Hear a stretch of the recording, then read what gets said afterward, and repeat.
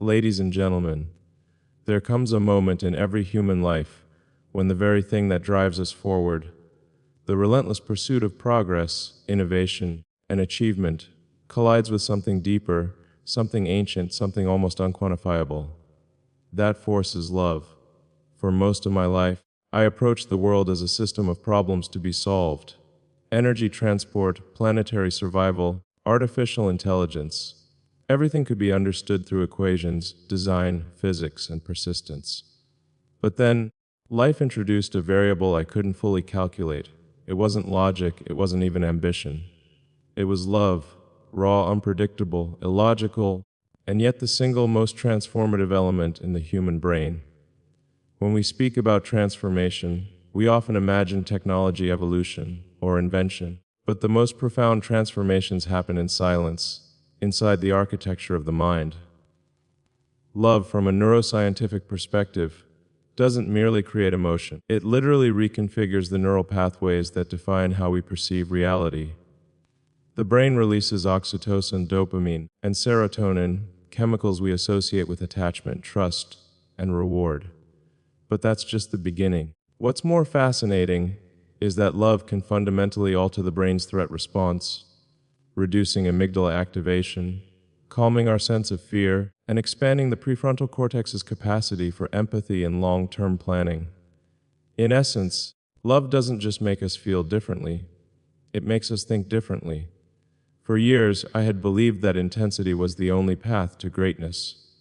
Sleep less, work harder, break through barriers, outthink everyone. But love forces you to pause, and paradoxically, that pause opens dimensions of clarity that pure drive never could.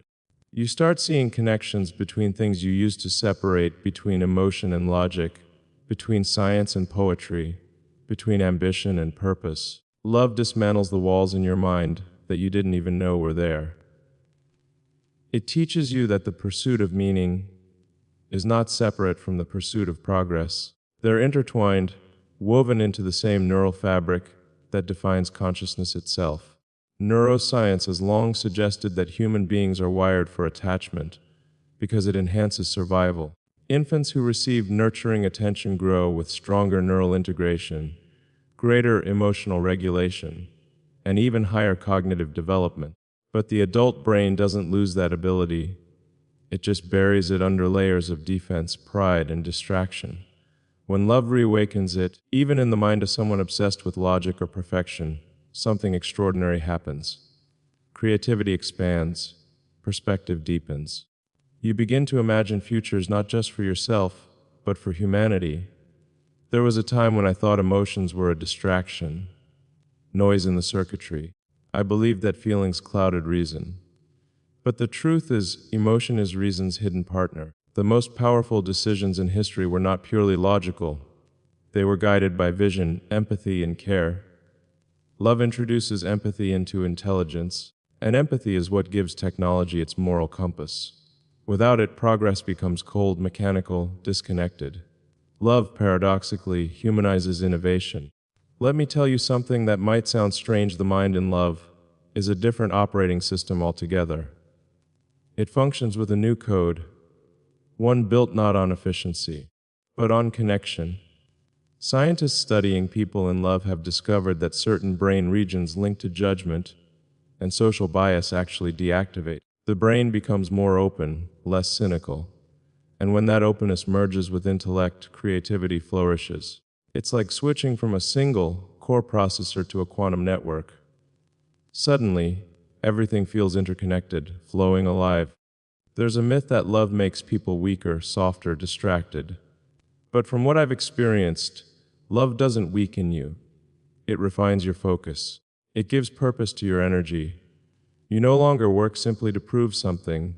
You work to protect something, to build something worth sharing. When love enters the equation, ambition transforms from self-driven momentum into service-driven intent.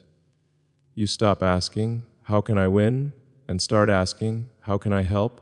How can I elevate others? How can I make something so meaningful that it outlasts me?"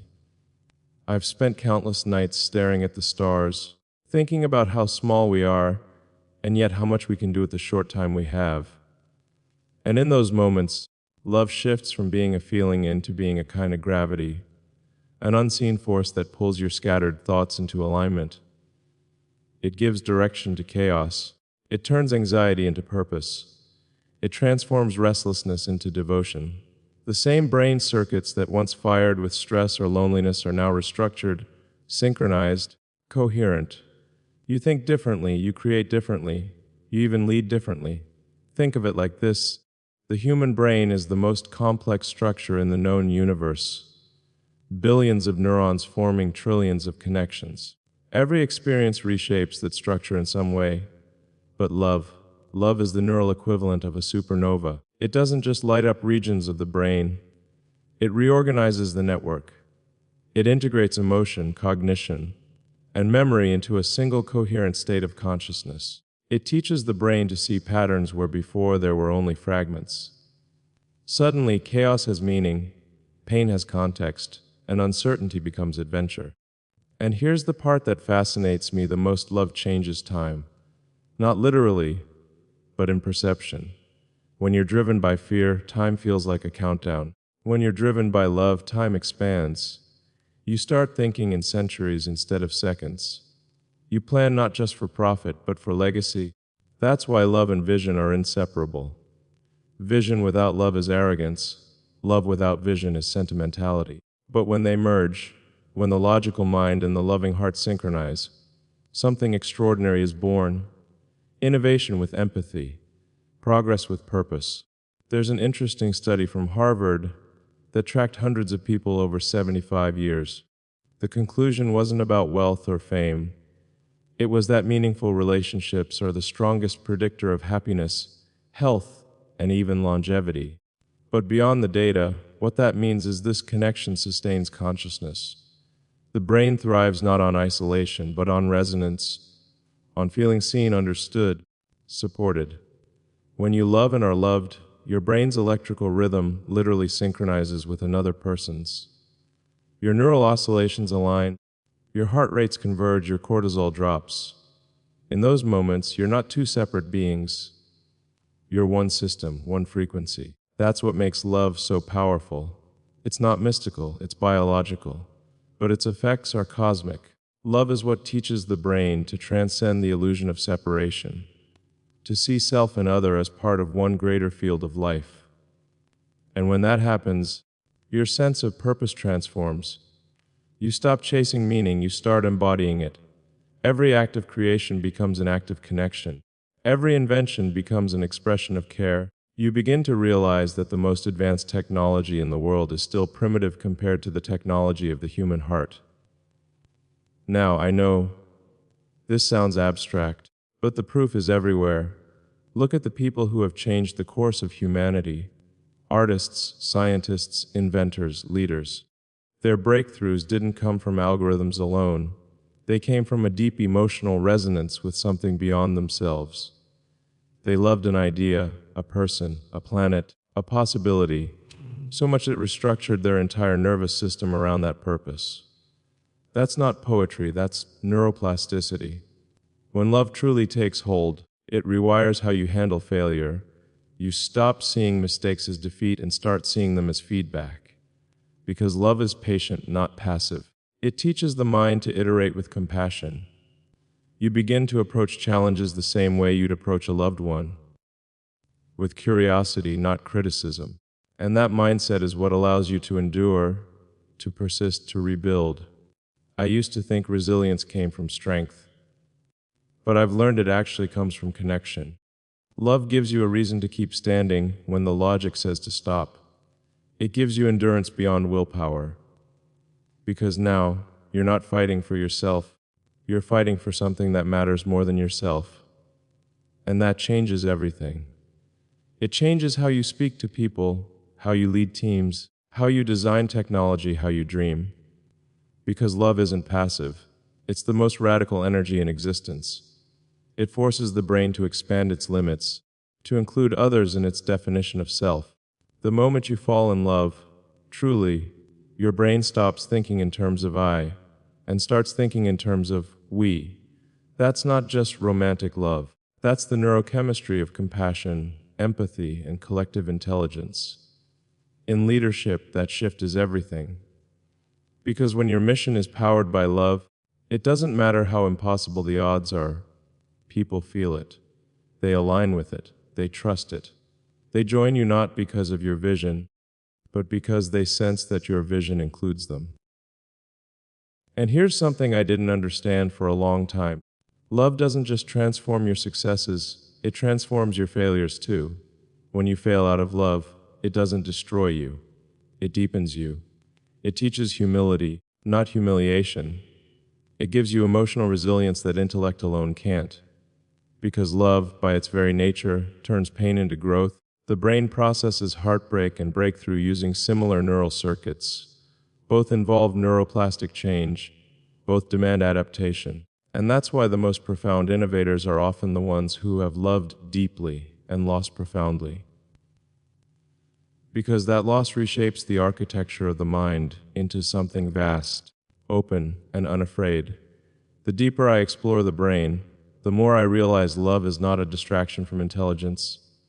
It is intelligence in its most advanced form. It teaches systems to cooperate, neurons to synchronize, minds to align. It's the blueprint of life itself. And maybe, just maybe, it's the key to understanding consciousness. Because if you think about it, everything we create, from rockets to AI, is an extension of our mind's architecture. Our machines mirror our consciousness. When our consciousness is shaped by fear, we build technologies of control. But when our consciousness is shaped by love, we build technologies of connection. And that difference determines the future of civilization. The brain that innovates from love imagines abundance. The brain that innovates from fear imagines scarcity. One expands the world, the other protects it from itself. I remember a time when all I cared about was efficiency, how fast we could move, how much we could optimize, how many problems we could eliminate. But love introduced a deeper question: why? Why build, why explore, why persist? And that why is what redefined my entire mindset. Because progress without love is motion without meaning. Love gives direction to momentum. It's what transforms work into devotion, invention into service. It's not about being soft or sentimental.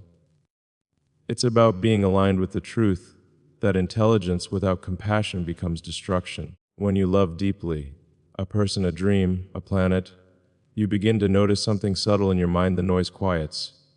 There's focus, a coherence.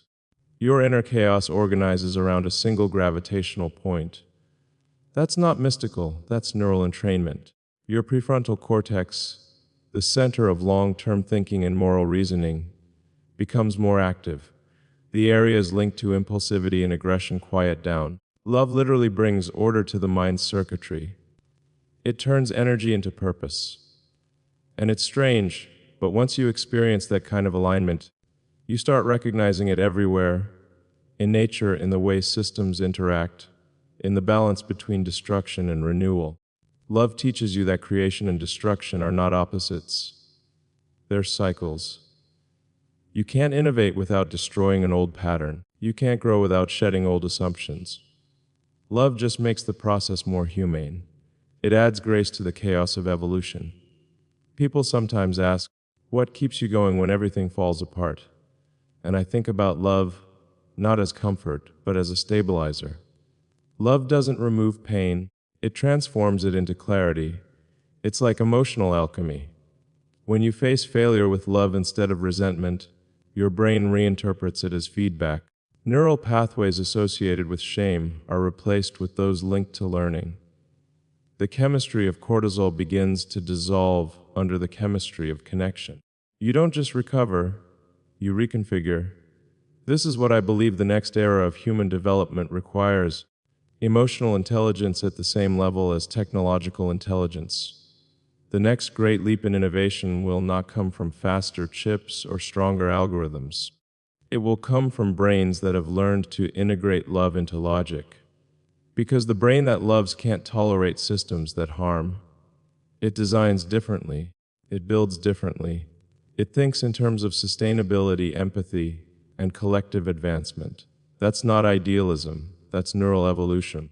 There's a story from physics that's always fascinated me about how quantum particles can become entangled no matter how far apart they are. Change the state of one, and the other responds instantly. That's love, too, a kind of emotional entanglement. Once two minds have truly connected, distance becomes irrelevant. The neural patterns they've built together continue to echo.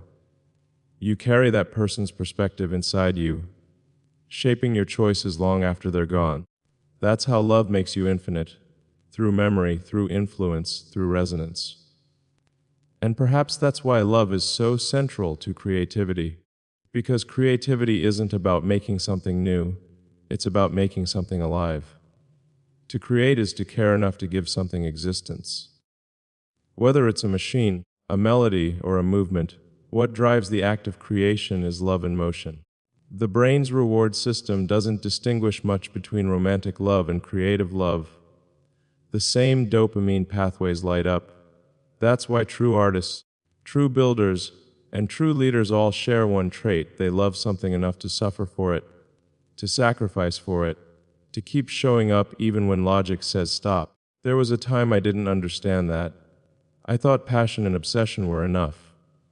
But obsession burns you out. Love regenerates you.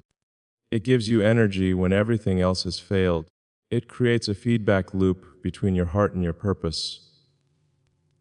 A resonance that fuels you even when the external world doesn't.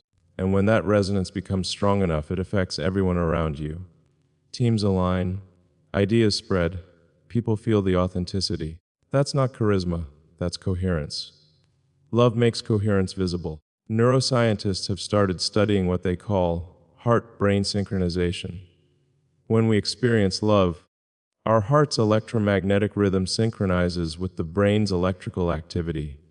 It's measurable. Coherence between the two creates greater cognitive clarity, intuition, and even physical health. So when we say someone leads with their heart, that's not a metaphor, it's biology. The most advanced leadership isn't just strategic, it's synchronized. It's a brain-heart system operating in resonance. And that's what love does. It synchronizes systems that were once fragmented, inside us, between us, across humanity. It teaches us collaboration at the deepest level of biology. Every major breakthrough that's ever changed the world, from vaccines to flight to electric cars to space travel, happened because someone loved an idea enough to refuse to give up on it. That's love applied to the collective. That's devotion turned into destiny. But there's a shadow side to it too. Love exposes you. It breaks down your defenses. It shows you where you're still afraid. And that's part of its power. It forces authenticity. You can't fake love, not for long. The brain knows. It detects dissonance. That's why love can hurt so deeply when it's lost, because your neural pathways have reorganized around another person or purpose, and their absence feels like neural amputation. But the brain is plastic, it heals, it regrows, and when it does, it grows stronger. Love leaves traces that become wisdom. When I look at the future, I don't see it in terms of machines overtaking humans. I see it in terms of consciousness expanding, our ability to integrate intelligence with empathy.